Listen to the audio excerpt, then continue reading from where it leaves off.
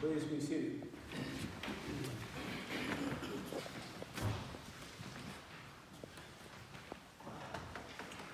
The theme is the day of Yahweh, the day of the Lord. The first reading that Diane read is from Isaiah. And as you've heard in the last few sermons, Isaiah, even though he was a prophet for many years, over the course of 4 kings, was not really listened to.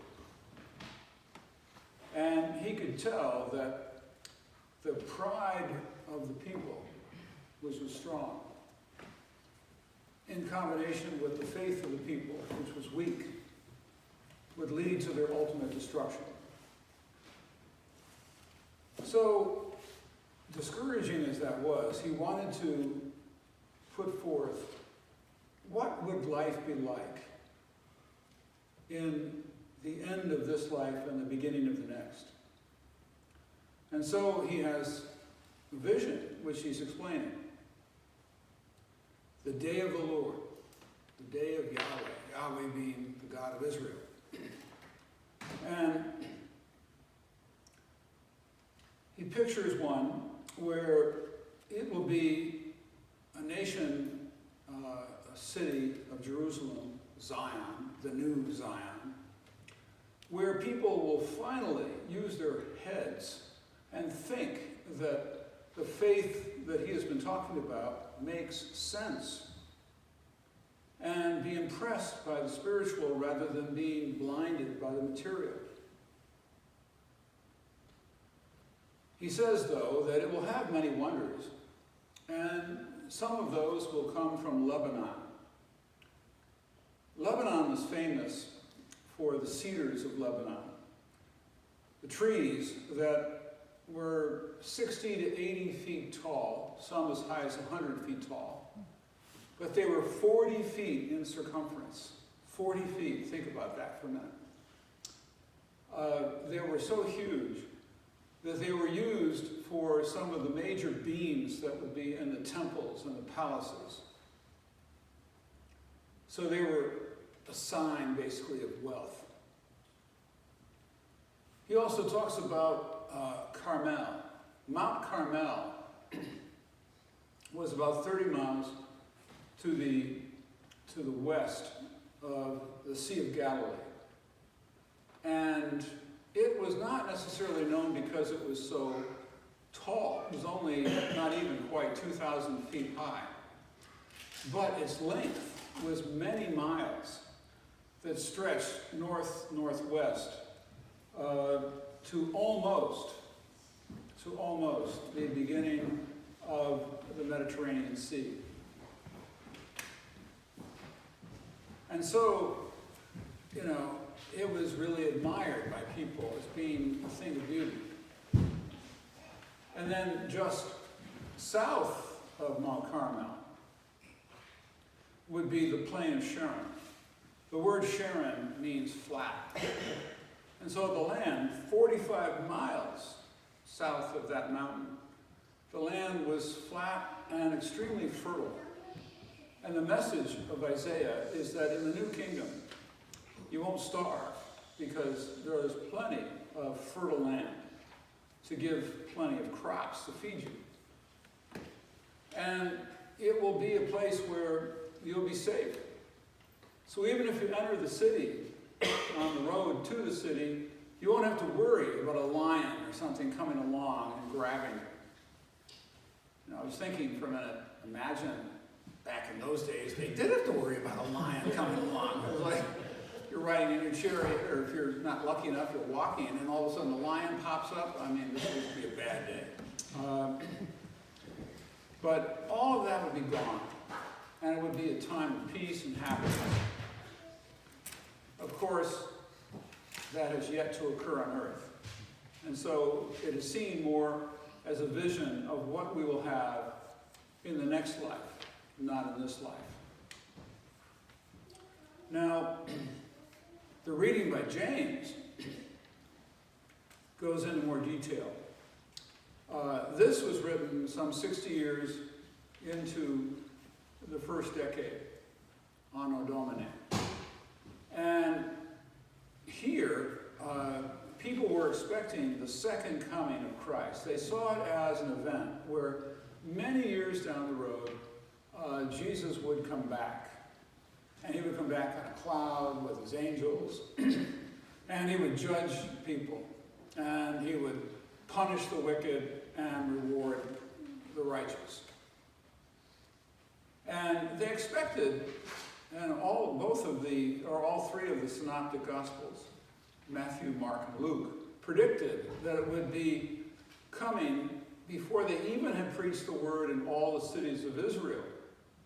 It would be within their lifetime that this second coming would occur. Well, when you get to the Gospel of John,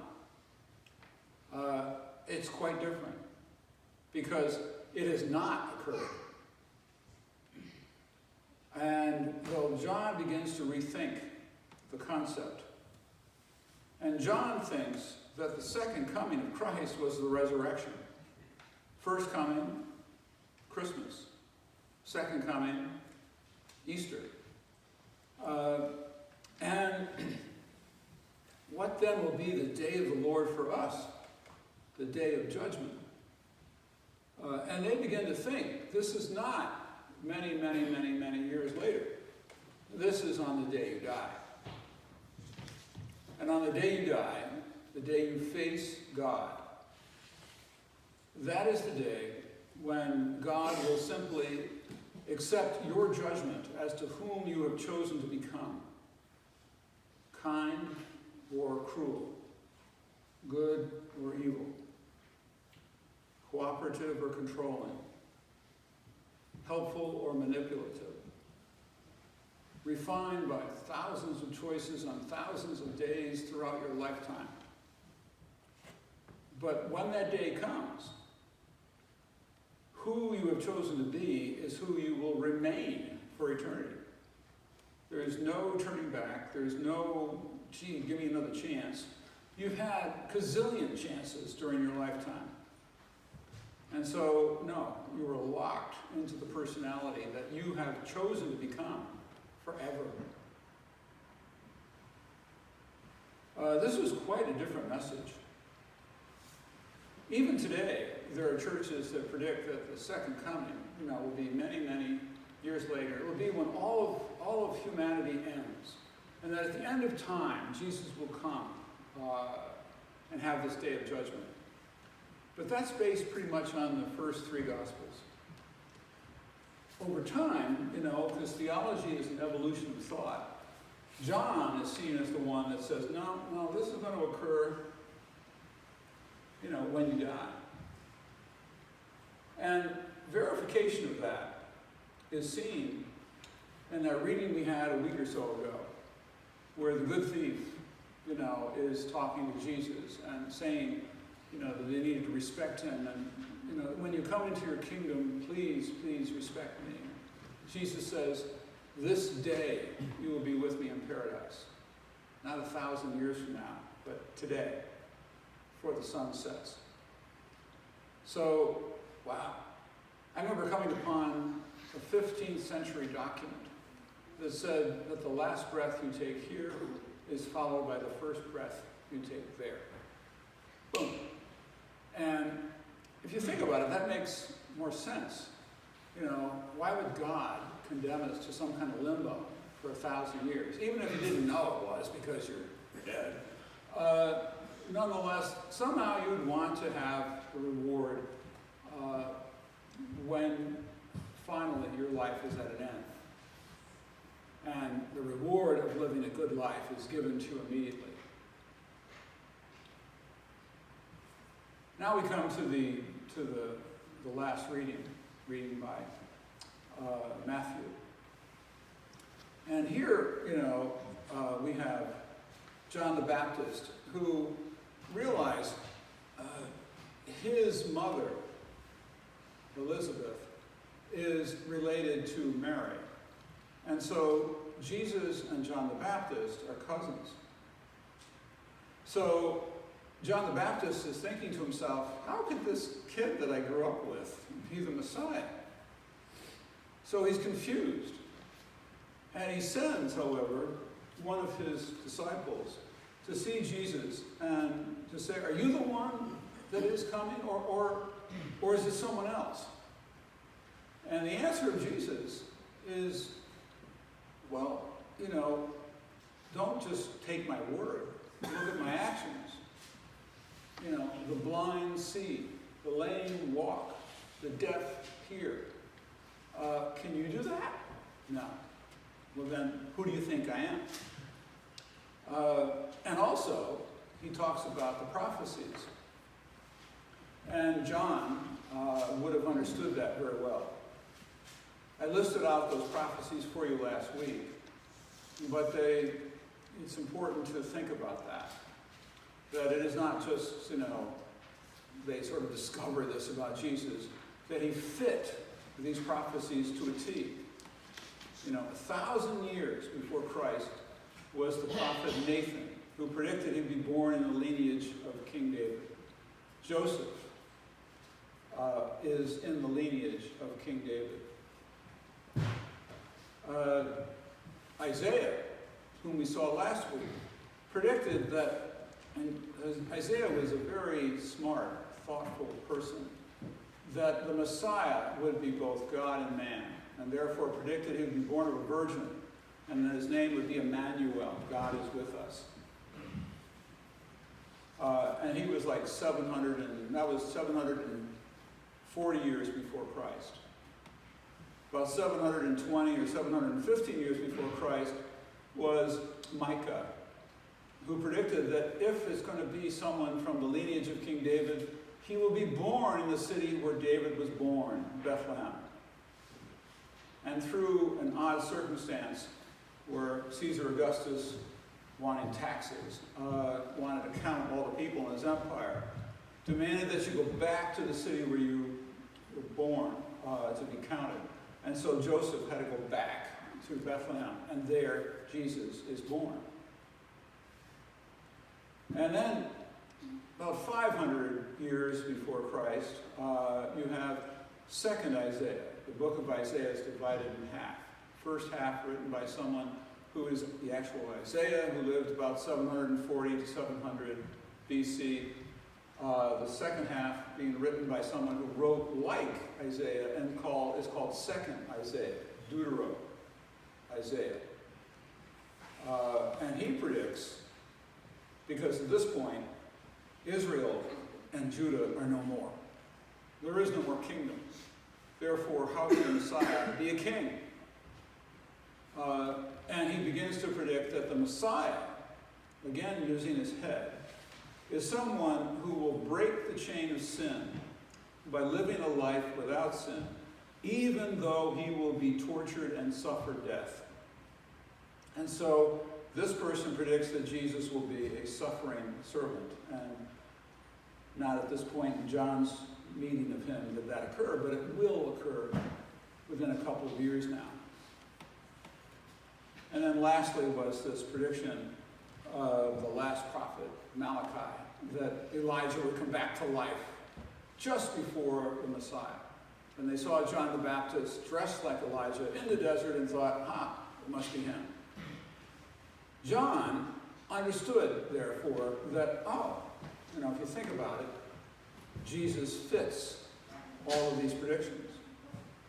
So they go back, and tell John, who now tells his disciples to go and follow Jesus. For you and I, belief is sometimes hard. Doubt is very much part of our life. You have a bad day, you're suffering from illness. Imagine, the person that Jim is talking about, who is just married, just 20, and has cancer. You wonder, how can this be possible? How can there be a God who would allow such a thing to occur? And you begin to doubt. And therefore, what Jesus told the disciple of John the Baptist is helpful to you, for you to believe. And those people did not even have what we have. Namely, we're on the other side of the resurrection. We can look back and say, this person, Jesus, rose from the dead. That's the sine qua non that basically helps us. If Easter did not occur, we wouldn't be here this morning. But it did occur. People went to the deaths maintaining it was true. And a number of people, upwards of 500, saw Jesus before he ascended into heaven. And if that isn't enough, you've got 2,000 years of theology that helps you believe. You've got beautiful, beautiful churches that are built, as a sign of faith. And if you've ever been, like this is a beautiful church, but if you've ever been to St. Paul's in London, or St. Peter's in Rome, or St. Mark's in Venice, or some of the major cathedrals, it is mind-blowing. They're so beautiful. That people have that kind of faith to put that kind of resources into building something of that magnitude. So, when doubt creeps into your life, begin to use these things, some that Jesus told John's disciple, some that I'm telling you that followed after that, to help you, shore up again your faith. Unfortunately, the purpose of life is not to live forever. The hope is that we live to an old age. But unfortunately, sometimes that just doesn't happen. The hope is that this person can be cured of their cancer. But it may not happen. And this person may die much sooner than had been hoped. Why would God do it? Because life is not meant to be lived forever. Is it unfair that she would die much younger? Of course. And I didn't understand that until I was an older priest and had finally awakened to the parable of the workers in the vineyard who go in at different times of the day. And at the end of the day, they line up to get paid. And the person that's only worked 1 hour gets the full day's pay. And the person who worked all day is really upset by that and says, this is not fair. I worked all day. You worked 1 hour. You're getting the same amount of money as me. When I was young, I was too stupid to understand this, so I was as angry as the guy from 9 o'clock. But the idea is that if you die sooner than you should, then the growth that would have been yours had you lived to be an old person is given to you by the mercy of God. Therefore, if you die today, or if you die 30, 40, 50 years from today, you'll be okay. If you die today, God will take care of you. If you die later, then it's up to the choices that you continue to make and evolve who you are. So the hope is that science can cure people of their illnesses. But, all of us will eventually face death. But you have to know, therefore, that what's on the other side is what Isaiah predicted. A wonderful place without suffering, without pain, where you're in perfect health and perfect happiness forever. Wow. Amen.